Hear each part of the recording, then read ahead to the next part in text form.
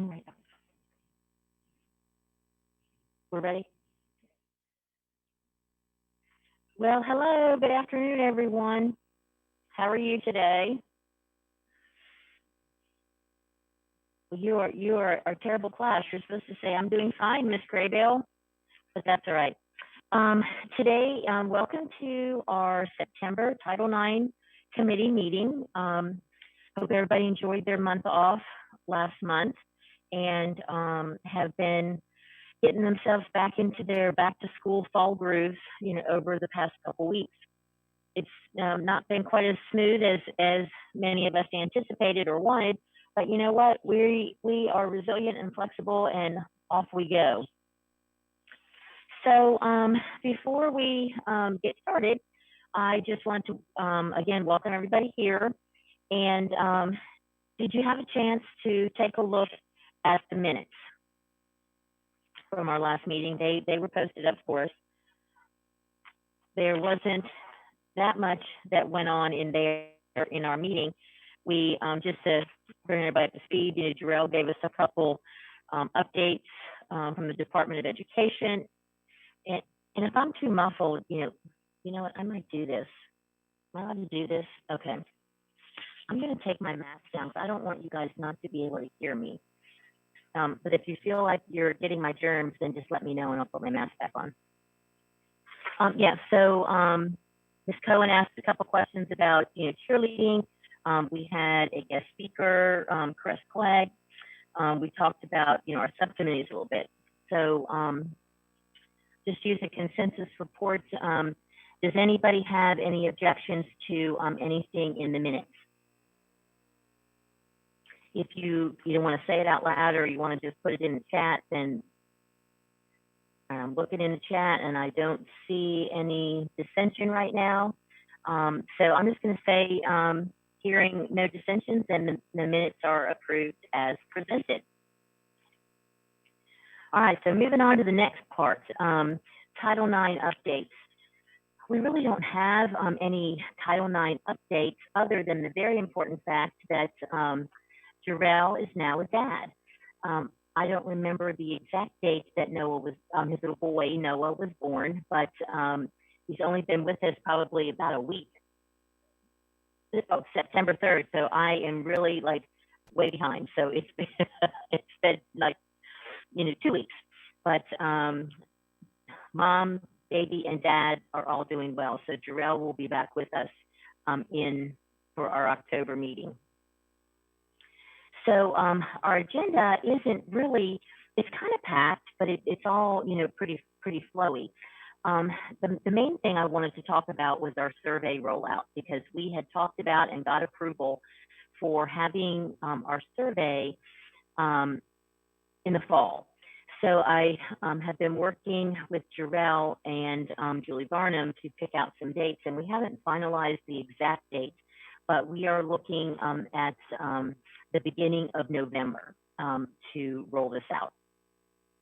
We just have to figure out what those dates look like so that we're not, interfering with, any testing or any other major activities that might be going on in the secondary world.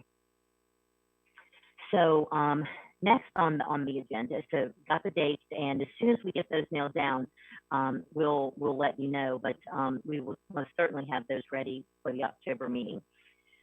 So now we have to talk about the methods that we are going to administer, with which we are going to administer the survey.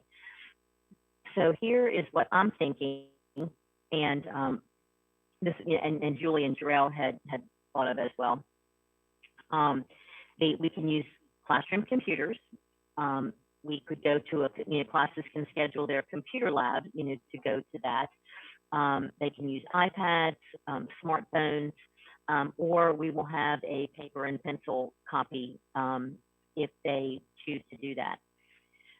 We were thinking about administering the test in homeroom, so we just need to look, and so each school may do it a little bit differently. So the actual, that takes me back to the test dates, so the actual test dates may be over a range, and not all on, Monday the 20th. It might be the range of that week.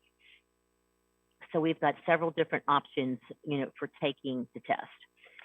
Any comments or questions, feedback so far? I do. Oh, okay, Jackie, go ahead. Just one thing, in terms of the physical arrangements of the computers in the classroom, I'm assuming that the students will be able to take these confidentially, that people won't be able to look Yes. over each other's shoulder. Yes, and that is coming up in one of the next topics that we're going to talk about. Yeah, the actual spacing in the room. I was just looking at how we, right, for that comment was how are we going to get it, get them able to do that. But good point. Okay, so the next thing we have to look at is there are some support documents. Well, actually, if you look at preparation is second, but preparation and support documents go hand in hand. So here I want to just throw this out to you, and you guys, chime in whenever, whatever you think. So thinking that we need a proctor script. How is the room going to be set up? How, so that kids feel like it is anonymous and that no one's, nearby them. So I will jot down any comments that people have, to that. But we need a proctor script. Like, what are they going to say? How are they going to answer questions that students may have? So we kind of need to. I'm envisioning us coming up with some questions. Jarrell has already put together some questions that he thought, but didn't want to be, saying here's what we're going to say. We obviously want to get our feedback on what we're going to say. So we need the proctor script.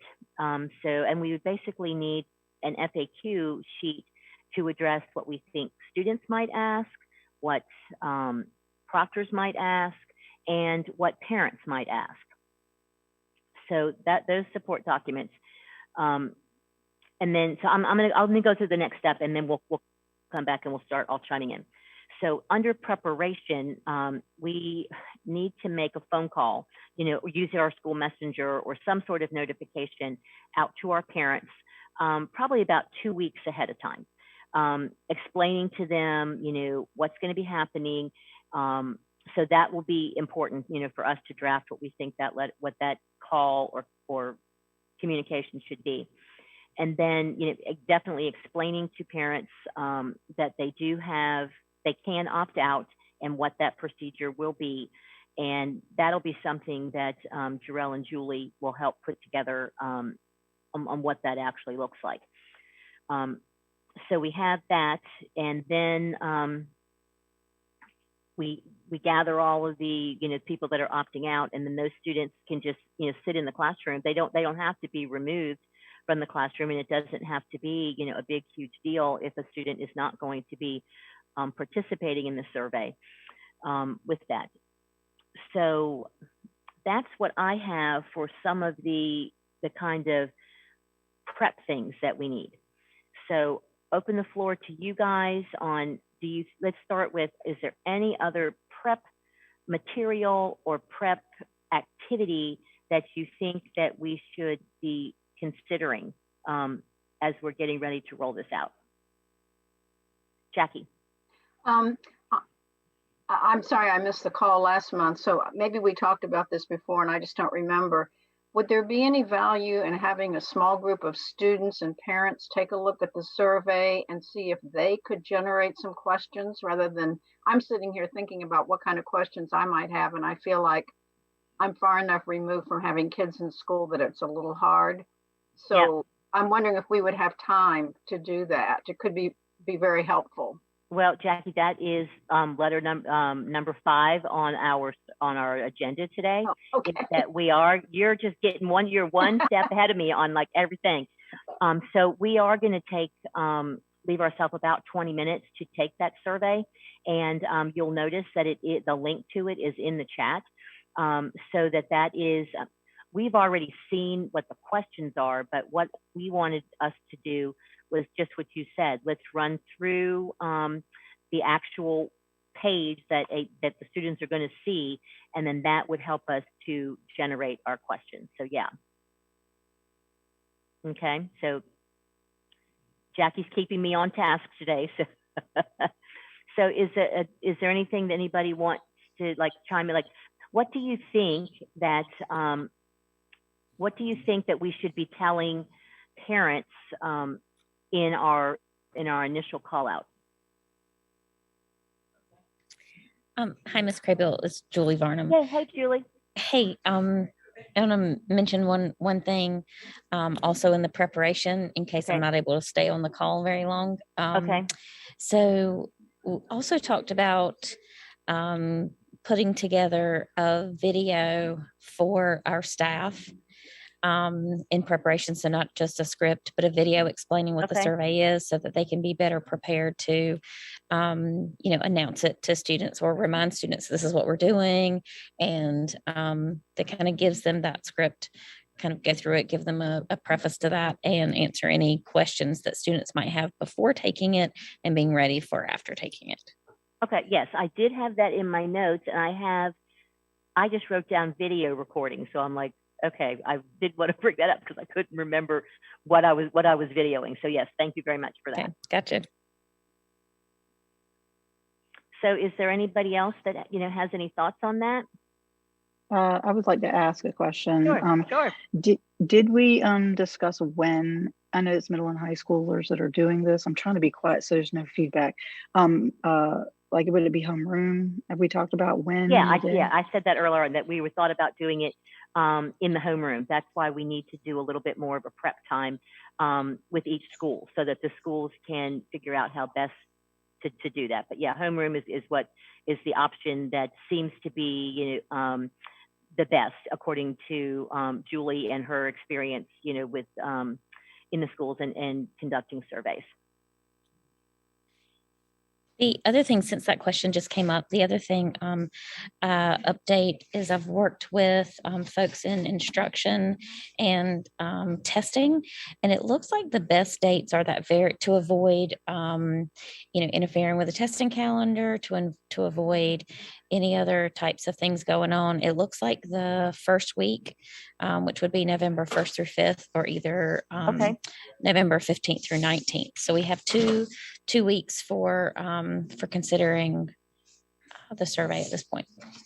Okay, so should we just are you thinking that we should probably just do this in 1 week, or should we allow 2 weeks to do that and just pick one of those weeks? I mean, it really seems like doing it in 1 week would be good, but I'd also, we need to also be monitoring what our COVID numbers look like so that we're not excluding anyone and making availability beyond that. Okay. All right. So folks, mark that, save those dates on November 1st through 5th and November 15th through 19th. And then while we're between now and our next meeting, we'll get those narrowed down on what seems to work best across the district at the secondary level. Stephanie, it looks like you got some questions in the chat. Oh, okay. I'm looking here. Okay, so we say, love the video idea. What about a video for students to watch prior to taking? So, yep, that would be a good choice. So yeah, anything to make, for the kids to be a little more prepared and a little less anxious. Like one of the questions, I was, thinking of, and Julie had actually brought up too, is when a kid will say, well, do I have to take this survey? Why am I taking this survey? And like a good answer might be, no, you don't have to. However, your voice matters, and we really want to make sure that your voice and your opinion are heard. Those are the kinds of questions that, we should anticipate, and the kind of answers that we might want to develop for them. So yeah, having a teacher read a script kind of sounds like you're taking a test, so the video might be more fun and relaxing. Janie says, do you think that parents will know the exact questions? Will they be able to see the survey prior? And that's one question that I think that we should answer. What are your thoughts on that? Do we have to, Julie, show them the exact survey? Should we show them the exact survey so that the parents can, if they choose, to talk to their kids at home about it, or do we want to just kind of tell them the generics? I mean, and in fact, we've already talked about the questions on the survey when we talked about it at several Title IX meetings and when we presented it to the board. I mean, the actual survey was put up on the screen, and what we're going to practice today, there's no change. It's just the way it looks. So anybody have any thoughts on that? You had talked about doing a fact sheet, and that might cover a lot of those questions. And Yeah. I guess if a parent really wants to look at it, maybe They we could could just- make it available. Yeah, that come in and they can meet with Jarrell, perhaps, at his office, or Jarrell can meet them at their school. Yeah, we can figure out. Those are good points.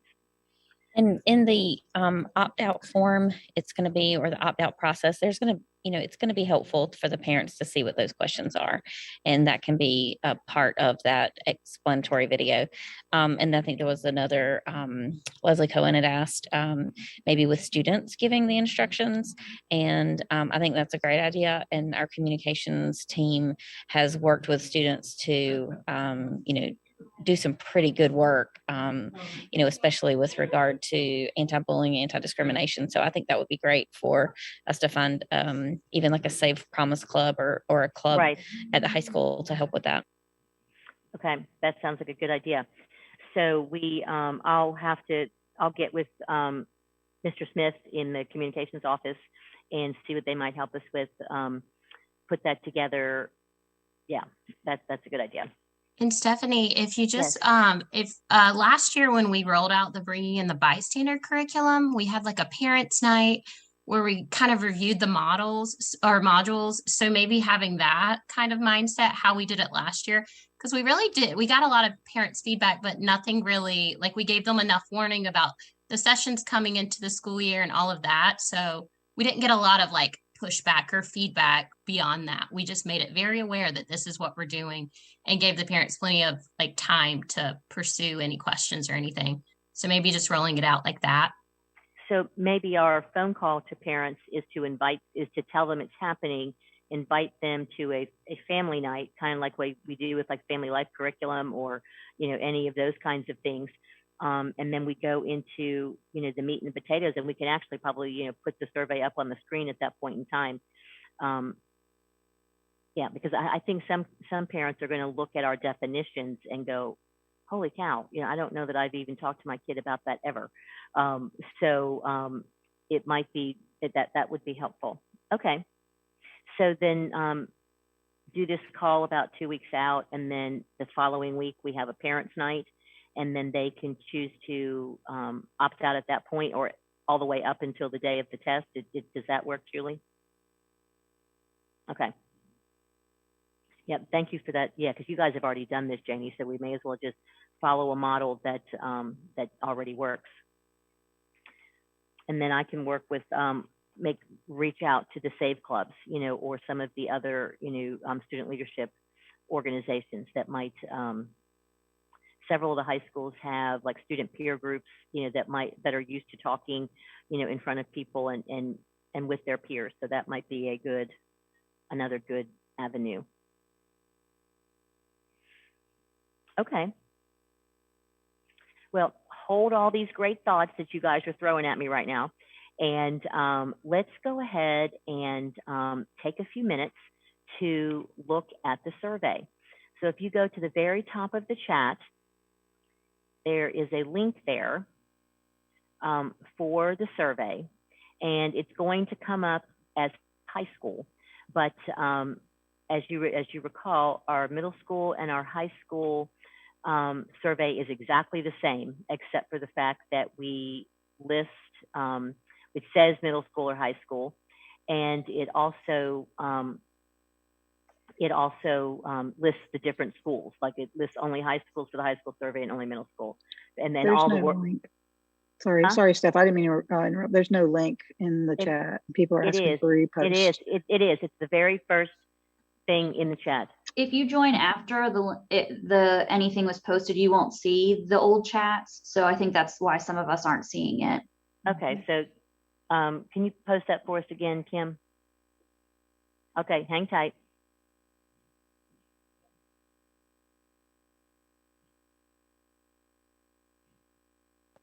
Looks like Anita posted it. You did? Okay, so now it is the last thing in the chat.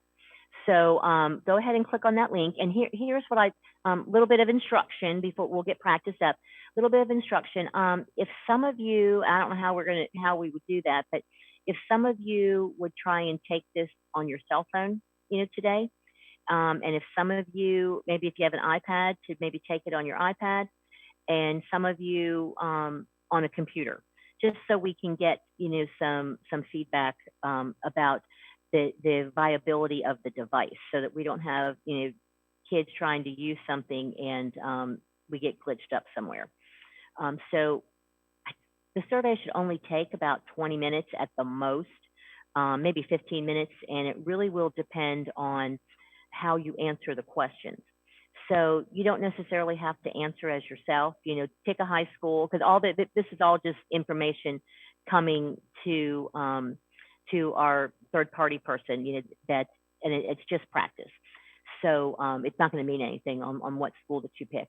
But maybe pick no, I've never had this experience, or maybe pick yes, I have had the experience, and then look at some of the choices that you get, and just work through that, and then we can share our feedback on how that looks. So this is kind of like a little bit of working meeting where we'll come back after we do that, and make a note to yourself. Does it flow well? Is it taking too long? That kind of thing, because we can always do tweaking of the survey. But again, this is the exact same survey that we wrote and we approved and got approved by the entire board. So if we're going to make major changes, then we would have to go back through a review process. So on your mark, get set, go. And I can see your faces, so I can tell if you're doing something. Oh, except not Amber, because she took her face off. So I'm teasing you, Amber.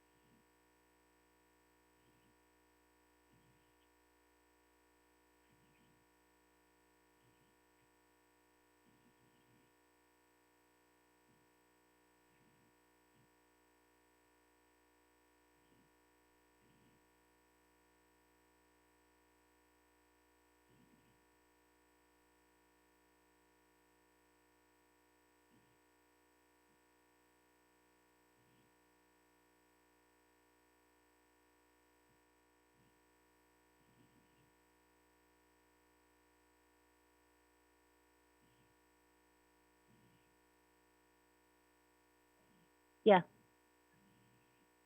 Oh, I'm not on mute now.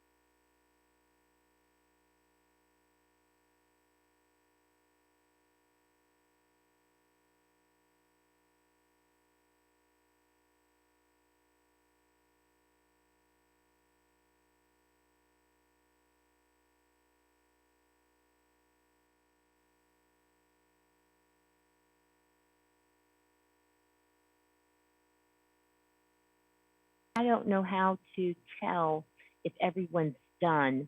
Would you just maybe like put a hand up or yeah, I'm such a not a good some sort of reaction, on, on your face, so I can just do a quick scan through and see when we're ready to move. I'm not rushing anybody because we have plenty of time, but we do have to be done, by our 4:30 time because EDI is coming in right on our heels.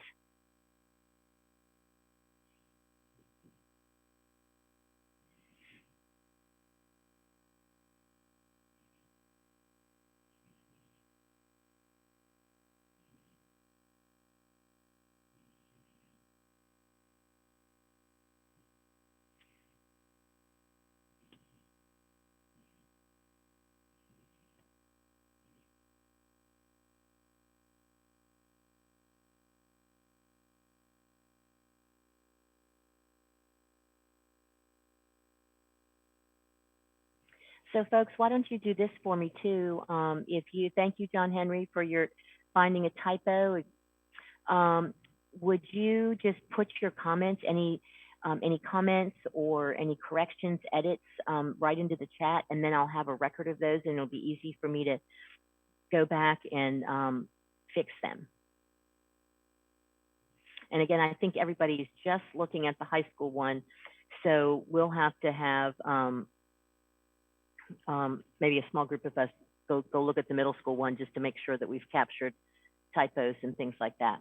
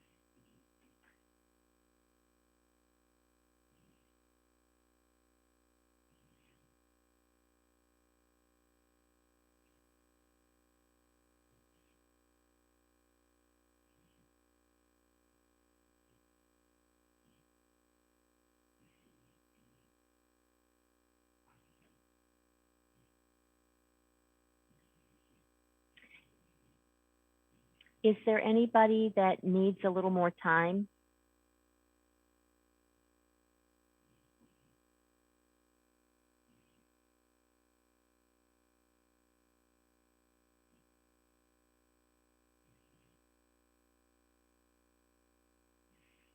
Okay, well, let's go through the chat so we can see what other people have put in there so that we can see if maybe we missed it or if there's enough people putting the same thing in that we definitely need to make a correction. Okay, so let's move down to, can we put a paper copy in each school's front office if parents want to go in and view it prior? Yes, that was on our list, our suggested list too, to have the opt-out forms, at the schools. So we will have them at the schools and at the parent night. Can you please repeat what we did? Sorry, I can't see it. I think I finished. Dawn, you were like the number one fast finisher. So taking it on my phone was pretty functional. Did notice a couple of things. Amber, so yeah, just write those down, or you can send me an email, or call me. Leslie, do you want to just tell us what issues you had, Amber? Maybe others had the same. Sure. I put them in the chat too. I was just a slow Oh, you did? typer. Okay. Yeah. Okay. Alrighty. Yeah. Trying to save a little time. Leslie, did you put yours in the chat, or do you want to say something? You said you had a couple issues. I put screenshots in the chat. They're okay. The same as Amber's, and then there was one question that had a box that didn't have any text with it. So I'm not sure if there was supposed to be text there or not. Okay. All right. We'll take a look at that. So Mr. Henry's got has got a typo, so we'll fix that. No issues on the laptop, yay. The examples of gender harassment were missing. Oh, you mean, yeah, because I skimmed right over that when I was taking the, all right. Yeah, we got to stick those in because we did create those. So, okay, we'll pull those back. I don't like the heading of the student GH. I didn't like that either. I think we should spell it out because I had to go back and try and figure out myself what is GH? Is that a new term that I have to learn? So yeah, we'll fix that one. On the gender-based harassment, the example, okay, you got that, the example section was blank. Update the language to say gender, yeah, got that, okay. I found one response square, okay, we got that. Let me look at your screenshot that you showed us. Leslie, download.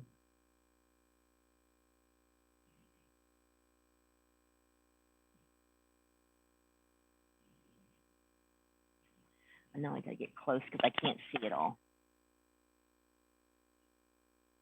Yep. Same one. So yeah, so we'll get those little mini things looked at.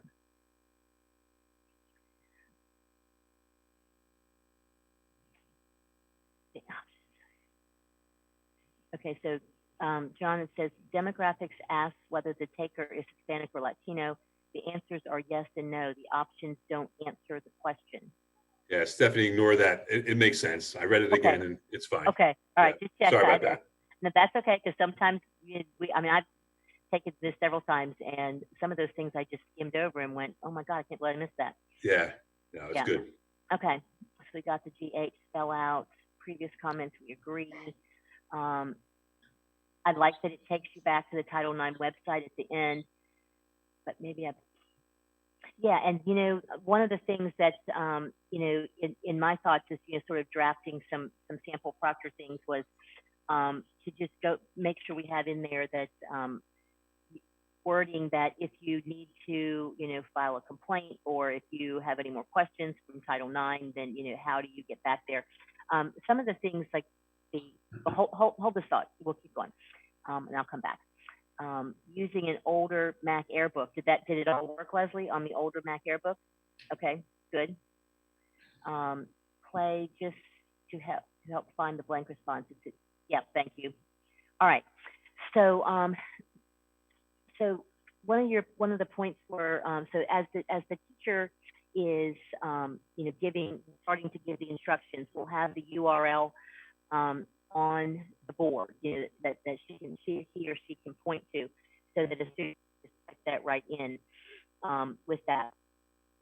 And if something goes down, like if the web browser goes down and the kid gets lost in it, or screen freezes up, then all we really have to do is shut it down and start again, because the survey is not complete until you click submit. So they can still go back and start over. That was the question that I had asked, like, what happens? Because I went back to try and take it again. So I took it the first time as a sample, and it wouldn't let me because it said I'd already taken the survey. So you guys may not be able to get back in to this survey we just took. So maybe the next time, or I'll send you the sample of the middle school, and we can look at that one as well, because you won't be able to do the high school one again. So yeah, and then some of the things I was thinking about, we do need to, reiterate that if a student is having an issue, wants to stop, just stop taking the test. They excuse themselves and go see a counselor, or just put their head down and go see them at a later date. But yeah, so we want to make sure that they understand what to do.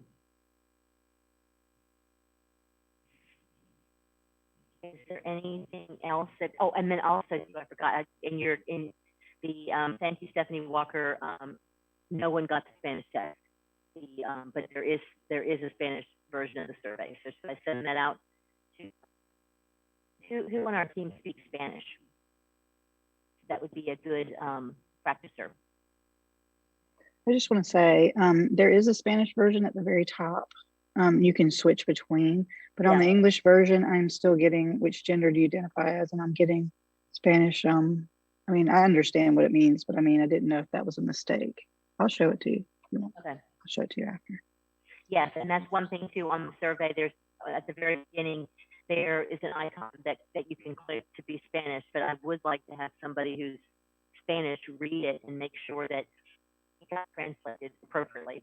Sometimes words don't necessarily translate clearly, if you're using just a translator.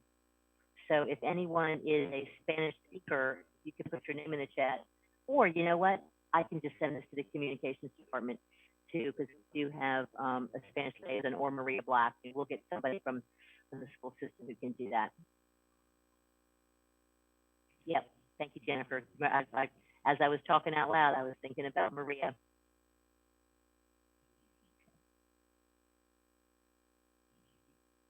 Okay. All right, so let's move. And I've been keeping some notes on the questions that I've brought up. So Jackie talked about wanting to make sure that the room was configured appropriately so that everybody felt like it was anonymous, and that the teacher, part of the instructions will be that the teacher there are no right or wrong answers. So the teacher wouldn't be giving an answer, but she could help if there was a problem with reading it or understanding the question. She, the prompter, and that the teacher can circulate the classroom a little bit, but not necessarily, shouldn't necessarily be hovering over anybody's screen, so that a student doesn't think that a teacher is trying to look at their comments.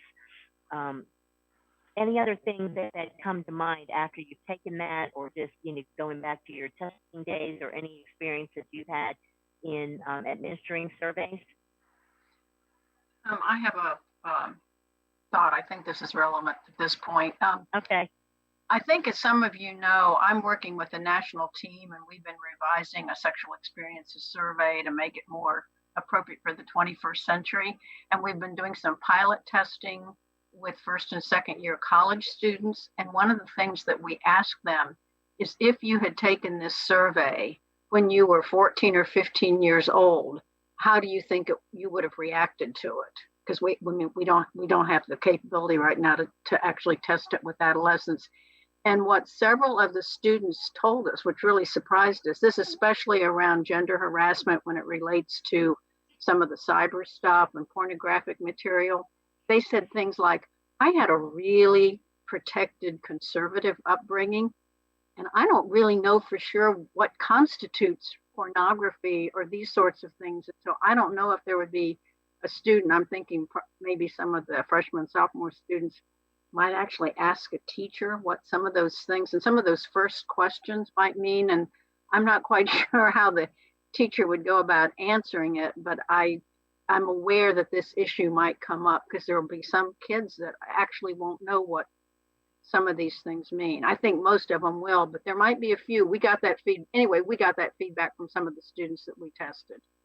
Okay. So I'll share that with you. Yeah, no, that's good, because I can talk with Julie and the instructional team on how best to approach that. And we also don't want the teachers to be taken by surprise. Right, exactly. Because they could be a little embarrassed trying to explain it. Yeah, exactly.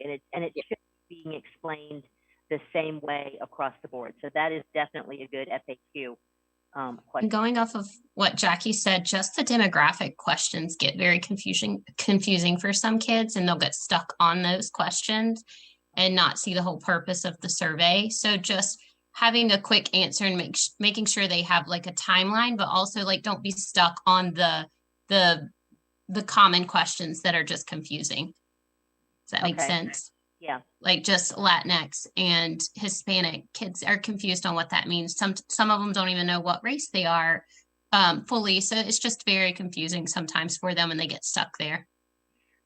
Okay. So should we have a box that says, I don't know, or I don't want to answer? That, or just, I guess, move on if they can. I don't know. I just was trying to throw that out there as like making sure kids are aware they can move on and get to the more important parts of the question. Okay, good. Thank you. Should maybe I don't know be an answer everywhere? I mean, that would kind of address all of this. If someone doesn't know what pornography is, then they don't know if it's seems like a very gentle way to handle this to avoid embarrassment by everyone. Yeah. Because the And it point could is give not us really more to call that feedback. out. I'm sorry. Just like it could just give us more feedback on like the kids don't know. So maybe there needs to be an education piece added into like Okay. later on with programmings. Okay. So I think that would be something that we could easily add to our survey without changing the intent or the content of the survey. Okay. Now those are really good points. Thank you. Did anybody like answer? See, the bad thing about this our little beta test here is that we can't take it more than once to try out more answers. Did anybody pick that they had been harassed in either category like a number of times? Did anybody pick that category and where it took them? I did, and I also, where you had options for check all that apply, always checked more than one to make sure that that worked.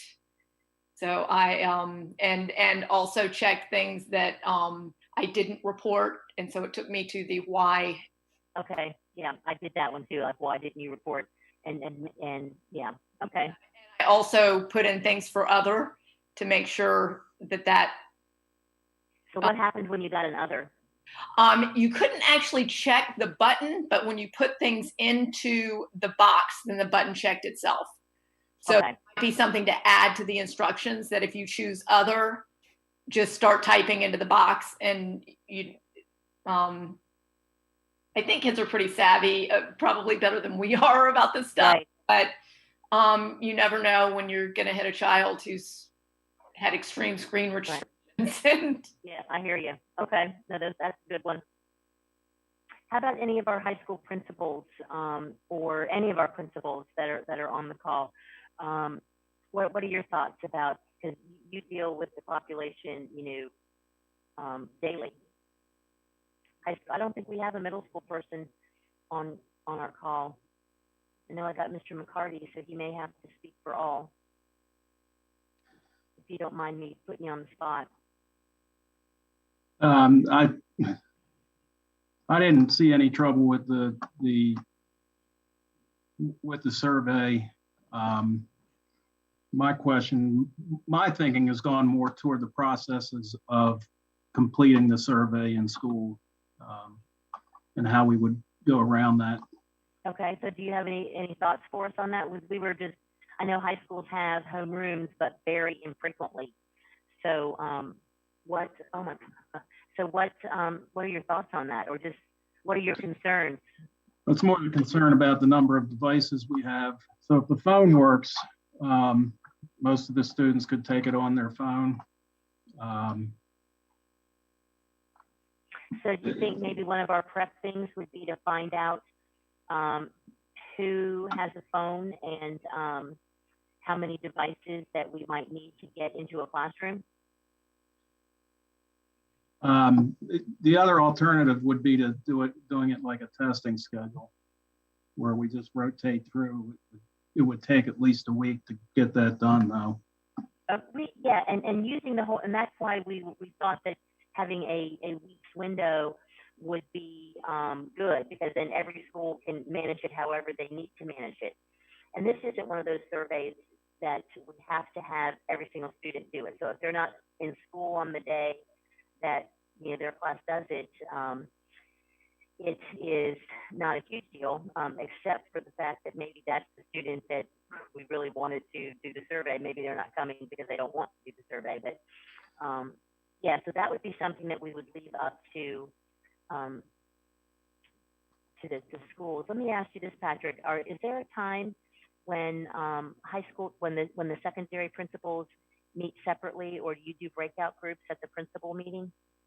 We do, yes, at the principal meeting. Yeah, so maybe that the principal meeting in October, if I asked to maybe get on the agenda, maybe not me, but get Jarrell on the agenda, briefly to sort of talk about concerns. What do you think about that? I think that would be a good idea. And then you guys can all help it. I think that asking teachers to elaborate at all on any of those questions would not be a good idea. Yes. I really believe that if students have questions, we have to rely on the survey itself, and just direct them back to the survey. And if they don't have a complete understanding, I don't believe that we should have the teachers trying to fill in blanks. Okay.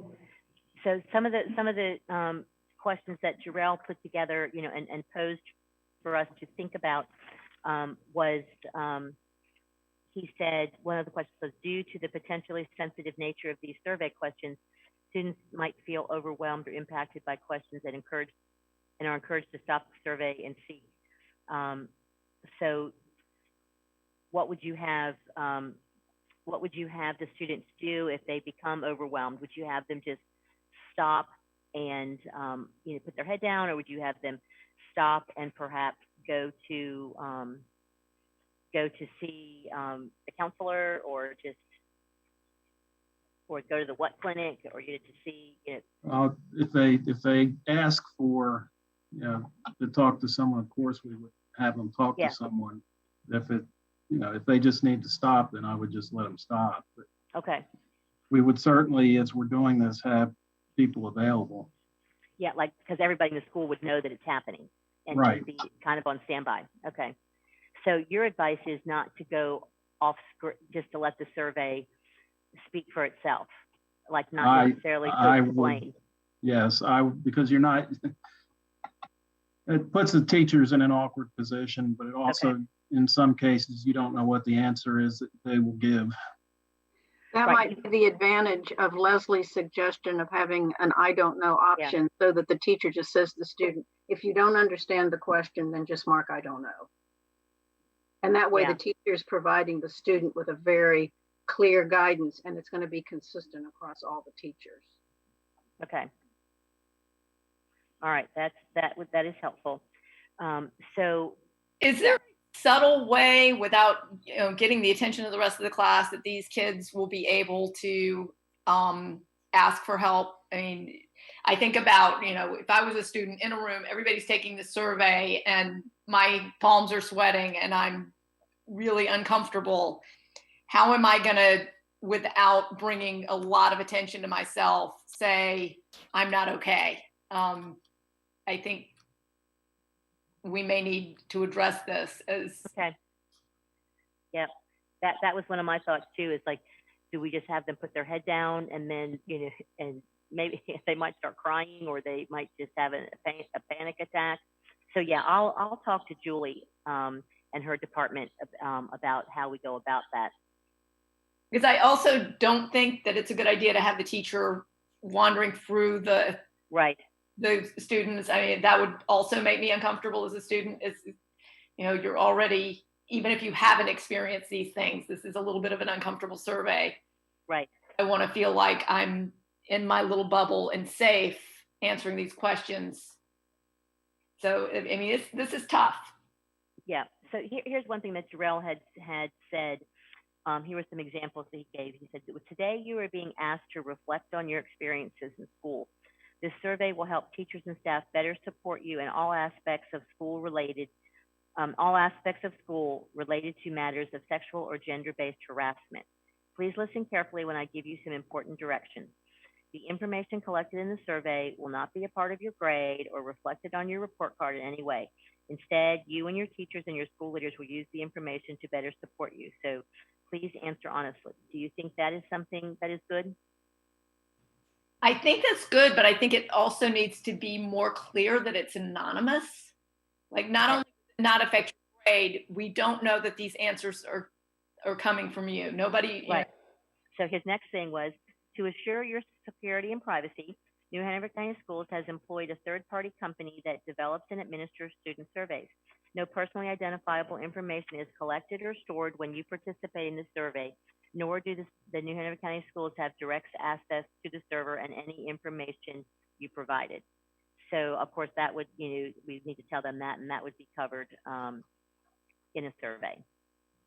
Okay. In instructions. If I'm 13, that's a lot of words. Make it simpler. Yeah, that's a lot of legalese. Okay. I think we need to make that language more student friendly. Okay. Access to the server, like No, access to your information. and even the word access, like my eyes went out the window as a 13 or 14-year-old on that. And that's another reason I think it would be a good idea to have students do a video that, and I think they can help a little bit on the input of how to talk to each other and say these things. So I think let's listen to them. Okay. Okay. Yeah. So I'll reach out to our counselor and social work team and see what they might have to offer to us. I think, are there any instructions to the students? Should they, if you tell them, you don't have to take the survey, even though we really would like you to, if you decide to quit, at the bottom of each page, it always says continue. So is there going to be an explicit instruction about if you decide to stop it early, how do they get out of it? Maybe we don't want to tell them that. We don't want to encourage them to stop early, but. Well, basically, if they don't want to keep going, then they just stop. That's the way it was described to me by the third-party administrator. Can we just tell them to close the window? Yeah. I think. Would it be helpful to put it on like every page of the survey at the very bottom or something? If you feel uncomfortable, just close the window and stop. Yes, we can do that. Mm-hmm. Okay. Yeah, and I was wondering, did anybody else think about this, that when you get to the next, suppose you just wanted to skip everything on that page. Did anybody try not answering the questions and just pressing skip or just pressing next?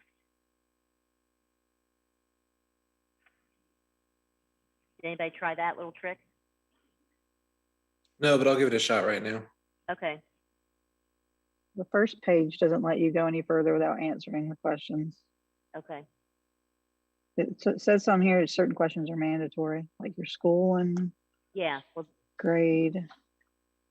And Stephanie, going off of what Leslie said about like the simple terms with anonymous, you could probably just take from the actual policy about like reporting, like go to the website where the kids actually report and kind of use that same language, just to kind of have that understanding. Okay. Okay, that's a good idea. These are all great ideas. This is wonderful. So much easier to do this not in a vacuum.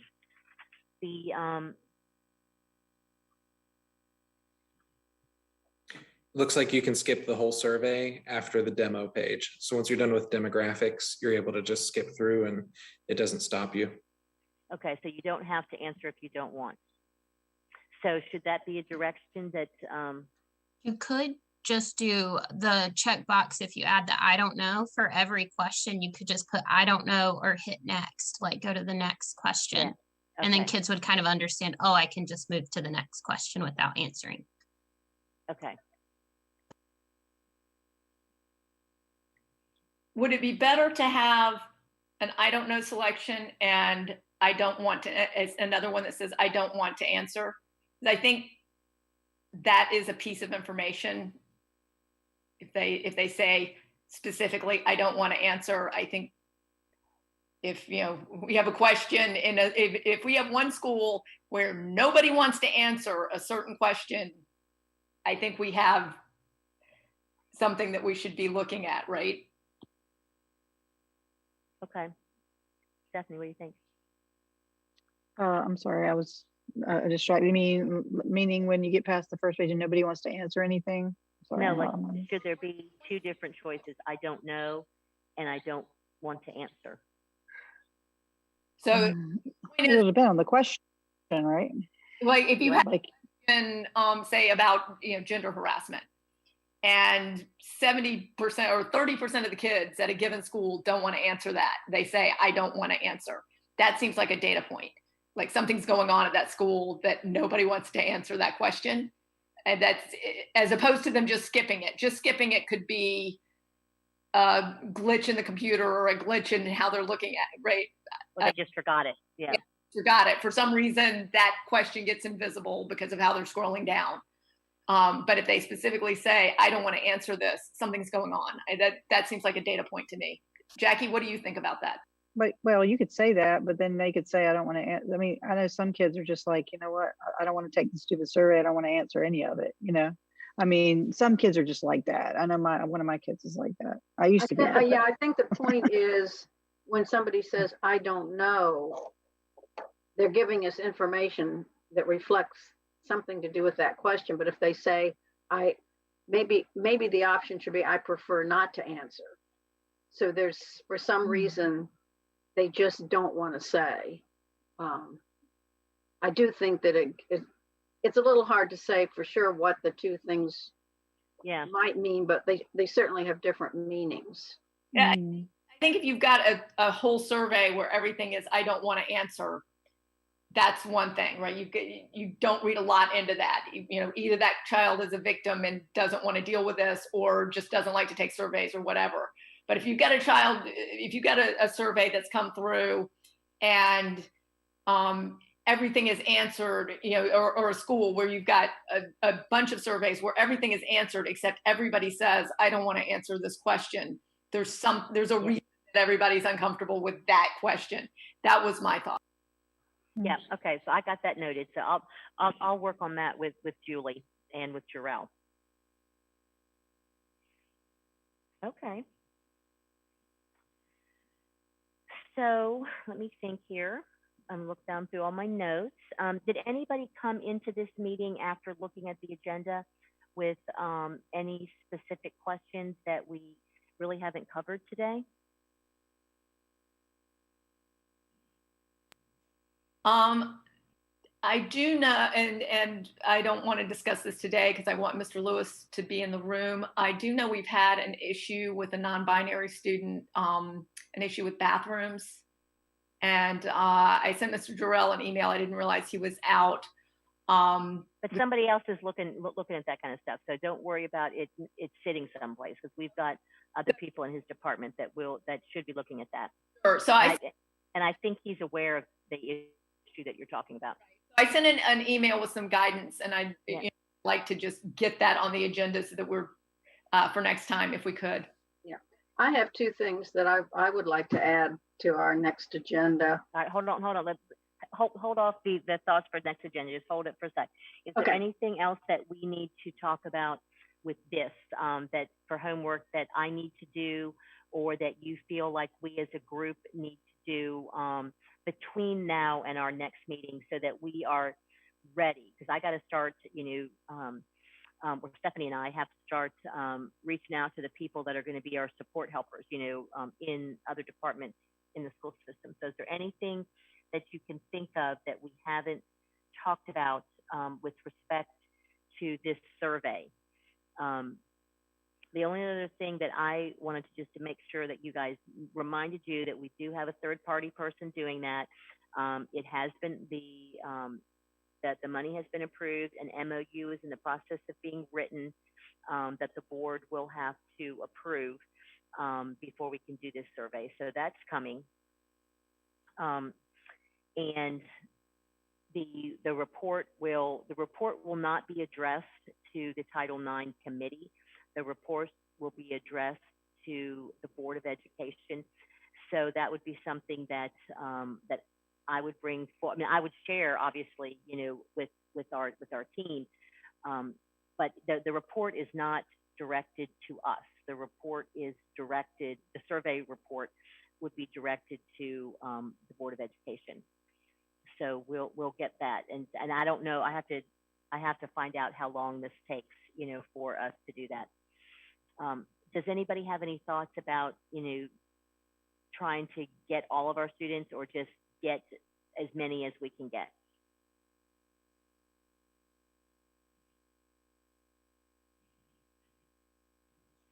I think in a perfect world, we get them all, but that's realistic. Don't let the perfect get in the way of the good. Yep, I hear you. Okay.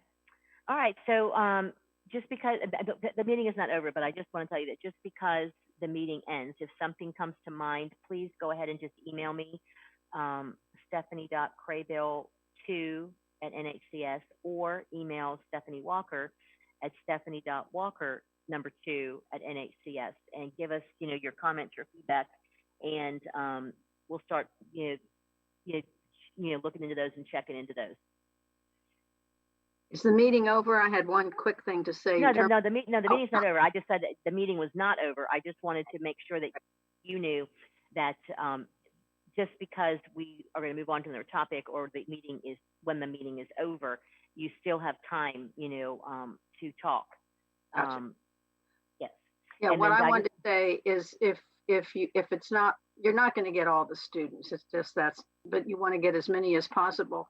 I think it would be really helpful that as the data are coming in, look at the demographics and make sure that at least the profile of students who are answering the survey is a pretty good reflection of the demographic diversity of the students. And if you find out that there's a certain group of students, whether it's the trans students or females or males, or a particular school is particularly low, we might want to revisit some strategies to get more students to fill that out. But if it's a good representative sample, the size is not as important as the representation of the whole gamut. Jackie, do you have any suggestion on what is a good size?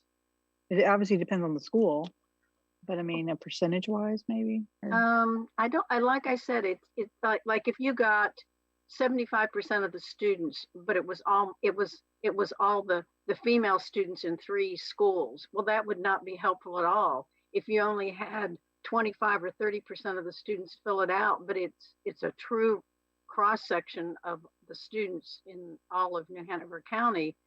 So it's not the number and the percentages as much as it is the representation. If you could do both, if it's a good demographic reflection and a large sample, that's the best. It just makes data analysis easier. But representation, I think, is the most important thing. Okay. I think also it does get worrisome if we have low numbers, that the representation is going to be hard to get our gender nonconforming students, our students of color, and it's going to be very difficult to get that representation if we're not getting good numbers. But like Jackie, right, we could have big numbers and not get any of those students, and then we have a problem. Maybe the video will help with that. Yeah, so we need to get rolling on those kind of things like soon. So so any comments that you have would be very helpful to that. Okay, so let me move on to the next meeting. We have October the 18th is our date, the third Monday of the month. And so I'm hearing that some items that we want to discuss are non-binary students' use of bathrooms. Is that what you're saying, Leslie?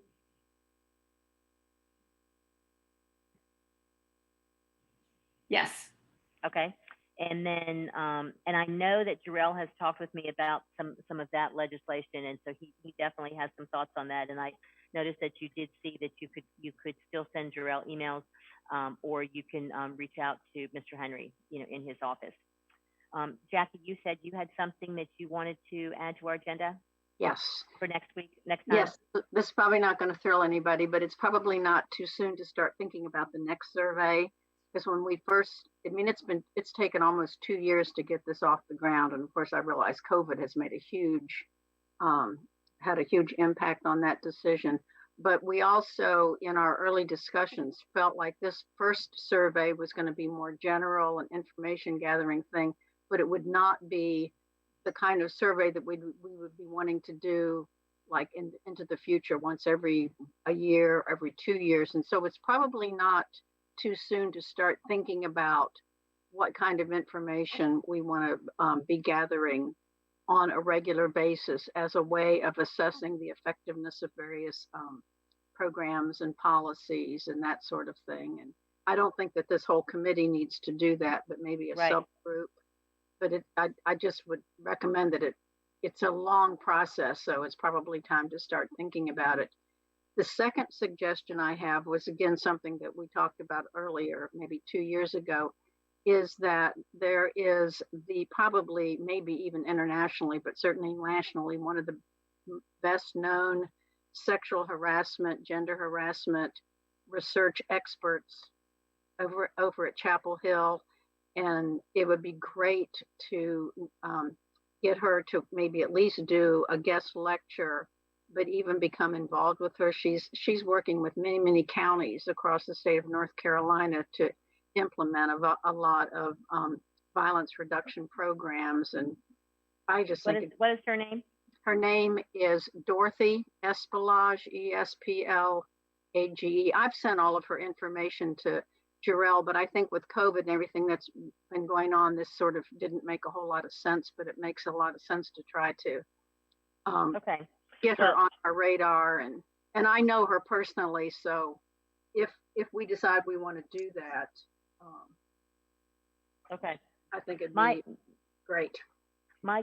These are great topics. My guess is that in October we will probably spend a good portion of our time talking about the survey at hand.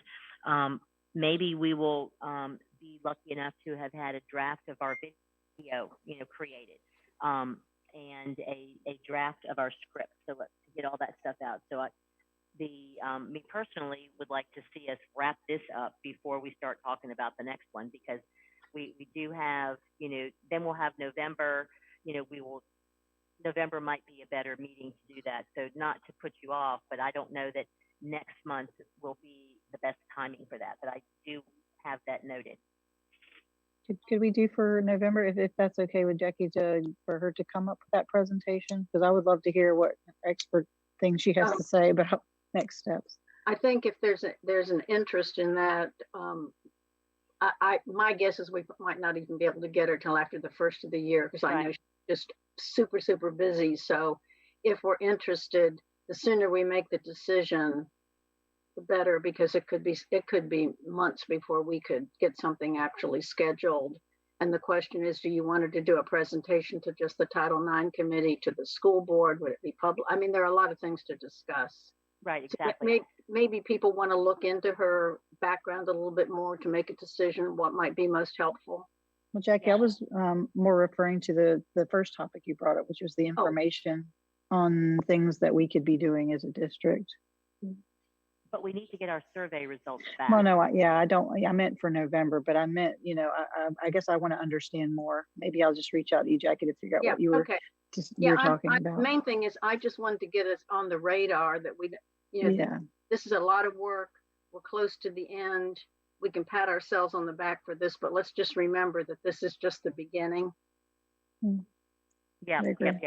And I know that we don't want to do this quite yet, but on the subject of going to the next survey, given that the report is not addressed to us, how much information not necessarily this whole committee, but the folks working on the survey, how much information will they get to see? And we need to make sure that it's enough that we can move forward in an informed way. Yeah, and so my thoughts were that, and then we can certainly discuss this in October and November, is, and I can bring up as a committee report at one of our next board meetings, is how do we want the data presented, for one, because the whole entire board's going to want to see it, so we don't necessarily have to have two presentations of it. But yeah, so all that is up for discussion, and I need to find out, and Jarrell probably knows this, and I just don't. I've seen his request, for the payment, but I didn't pay close enough attention to see when we were going to get it back. So that'll pave our way for a lot of things, because the board will hear the results, and then perhaps give us some things they want us to look at, or at our next meeting, we'll take what they want us to look at and what we feel like we need to look at based on what we've seen. So this committee may need to tune in to a board meeting, but yeah, let's talk about that next month when Jarrell is here. Is that okay? That sounds good. Okay. All righty. So here I do. I wanted to make one closing remark before Stephanie Walker, closes us out for good. I forget where I heard this. I wrote this on my notes, on my notes for this, but a quote that says, "If you want to go quickly, you go alone. If you want to go farther, you go together." So I just wanted to thank you all, for your time and energy, for all of us moving together, towards, some common ground that we really need to look at and face. So those are my closing remarks, and we'll get together in October. So Stephanie Walker, bring us home, girl. All right. So so I know we just said something about not patting ourselves on the back, and of course we just have to get through the survey first. But I think we put a lot of good work into it, and I think that as Jackie mentioned and others have, it's taken a couple years for us to get here, and we are on the verge of doing something that hasn't been done before. So I think we should be very glad that we are here and that we are going to keep the momentum going. And I look forward to all the good ideas coming out before, during, and after the survey about next steps and what we can do to keep our kids, informed and let them know that we're here for them. So thank you, everyone, for your excellent work. All righty. Well, everybody, happy Monday. Have a good rest of your week, and we'll be in touch. And Lisa Brenner, would you hang on till the end? Because I don't have your phone number. Okay.